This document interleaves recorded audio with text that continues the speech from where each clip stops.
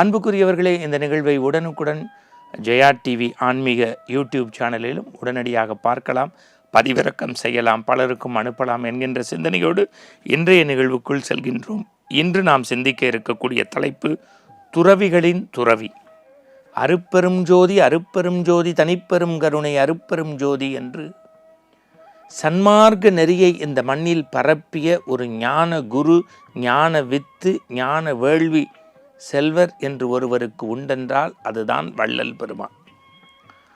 பொதுவாக இறைவனை எப்படி வானாகி மண்ணாகி வழியாகி ஒளியாகி ஊனாகி உயிராகி எப்படி இந்த பஞ்சபூத சேர்க்கையை வைத்து எல்லாம் நாம் வழிபடுகின்றோம். ஏனென்றால் 3 விதமான வழிபாடு, அருவ அரு உருவ உருவ என்று 3 விதமான வழிபாடு இருந்தபோது உருவத்தை துடைத்தறிந்து உள்ளத்தில் ஒளியேற்றி ஜோதி வழிபாட்டை இந்த மண்ணில் பரப்பிய துறவிகளின் துறவி வள்ளல் பெருமான்.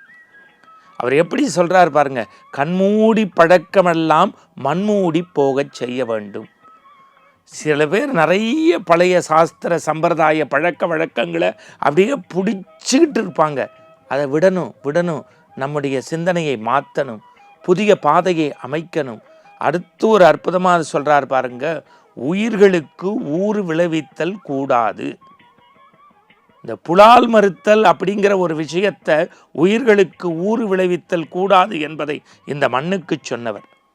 எப்படி எழுதுறார் பாருங்க, வாடிய பயிரை கண்டபோதெல்லாம் வாடினேன்.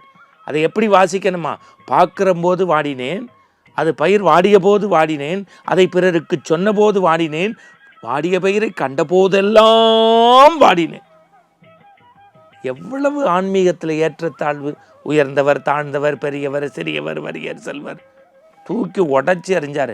சமரச சுத்த சன்மார்க்க சங்கம் என்று ஒன்றை நிறுவி ஆன்மீகத்தை நேர்கோட்டு பாதைக்கு அழைத்து சென்றவர். இந்த ஜாதி சமய இனமெல்லாம் ஆண்டவனுக்கு முன்பு ஒண்ணுமில்லை, ஜீவன் ஒழுக்கம் பெற வேண்டும் தான் ஜீவகாருண்யத்தை சொன்னார். அவருடைய திரு அருப்பா படிச்சுட்டா உள்ளத்தில் இருக்க கசடு இருக்கு பாருங்க, ஒட்டு மொத்தமாக வெளியில் அடித்து தூக்கி எறிஞ்சிடலாம்.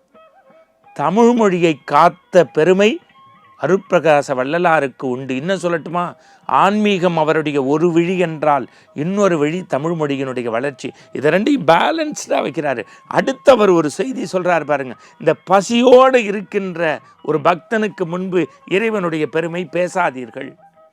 அவன் கண்ணு அப்படியே அடைச்சி போகும், செவி ரொம்ப அடைத்து போகும், நாவு உலர்ந்து போகும், உடம்பு அப்படியே குலைந்து போகும், பல்லுல நடுக்கம் வரும் சொல்றாரு, தோல் சுருங்கும்.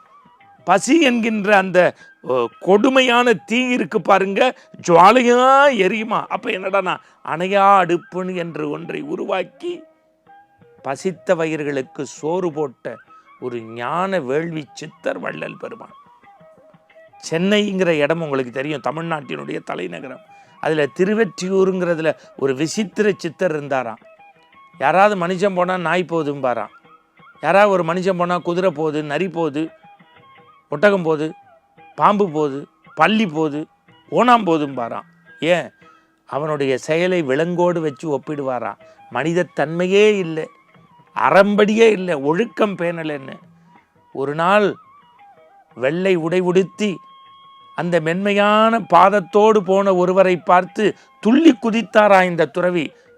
ஞான வேள்வி சித்தராகிய ஒரு குரு போறார், இவர் மனிதர் மனிதர் மனிதர் மனிதர் மனிதர் என்றாராம். ஒரு துறவியே வியந்த துறவி யார் என்றால் வள்ளல் பெருமான். வள்ளல் வழியில் நாம் வாழ்ந்தால் இந்த நாள் மட்டுமல்ல, எல்லா நாளும் ஆனந்தம். மீண்டும் நாளை சந்திப்போம். வணக்கம்.